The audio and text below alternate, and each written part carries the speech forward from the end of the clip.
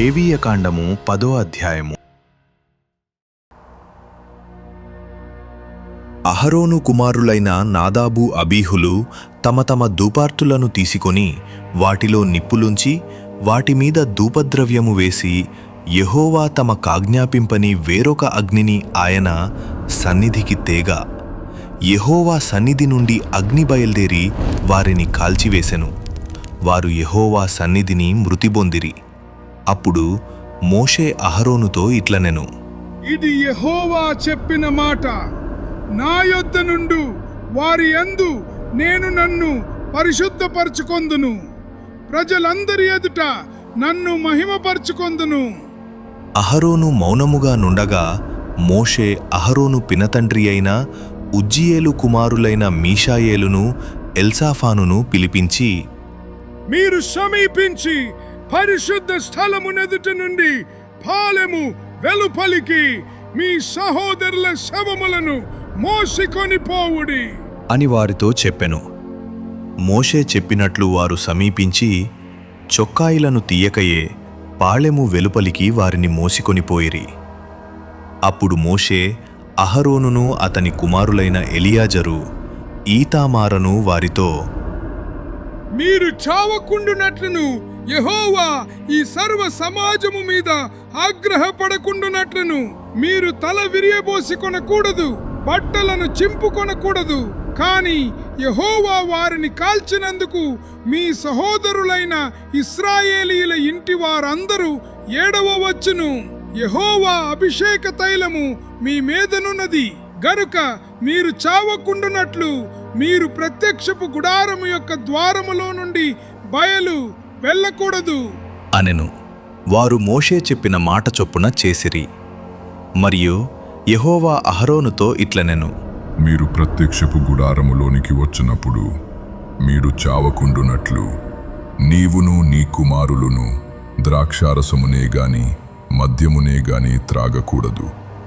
మీరు ప్రతిష్ఠింపబడిన దాని నుండి లౌకికమైన దానిని, అపవిత్రమైన దాని నుండి పవిత్రమైన దానిని వేరు చేయుటకును యెహోవా మోషే చేత ఇశ్రాయేలీయులకు ఆజ్ఞాపించిన సమస్త విధులను మీరు వారికి బోధించుటకును ఇది మీ తరతరములకు నిత్యమైన కట్టడ. అప్పుడు మోషే అహరోనుతోనూ మిగిలిన అతని కుమారులైన ఎలియాజరు ఈతామారులతోనూ ఇట్లనెను, మీరు యెహోవా హోమద్రవ్యములలో మిగిలిన నైవేద్యమును తీసుకొని అది పొంగకుండా బలిపీఠము దగ్గర తినుడి, అది అతి పరిశుద్ధము. యెహోవా హోమద్రవ్యములో నుండి అది నీకును నీ కుమారులకును నియమింపబడిన వంతు. కావున మీరు పరిశుద్ధ స్థలములో దానిని తినవలెను. నేను అట్టి ఆజ్ఞను పొందితిని. మరియు అల్లాడించుబోరను ప్రతిష్ఠితమైన జపను మీరు అనగా నీవును నీతో పాటు నీ కుమారులను నీ కుమార్తెలను పవిత్ర స్థలములో తినవలెను.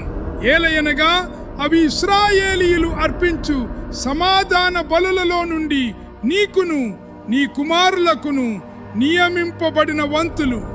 హోమద్రవ్య రూపమైన క్రొవ్వునుగాక యెహోవా సన్నిధిని అల్లాడింపబడిన దానిగా దానిని అల్లాడించునట్లు ప్రతిష్ఠితమైన జబ్బను అల్లాడించు బోరను తీసుకొని రావలెను.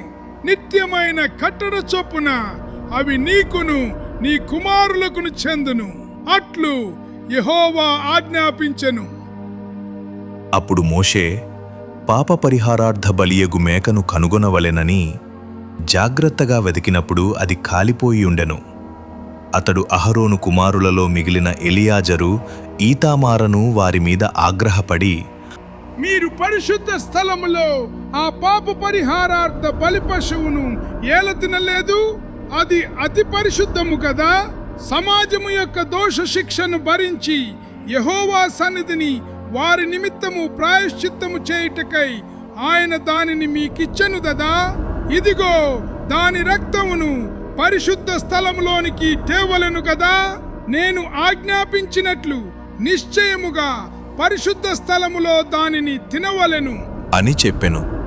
అందుకు అహరోను మోషేతో, ఇదిగో మేడు పాప పరిహారార్థ బలి పశువును దహనబలి ద్రవ్యమును యెహోవా సన్నిధికి వారు తేగ, ఇట్టి ఆపదలు నాకు సంభవించెను.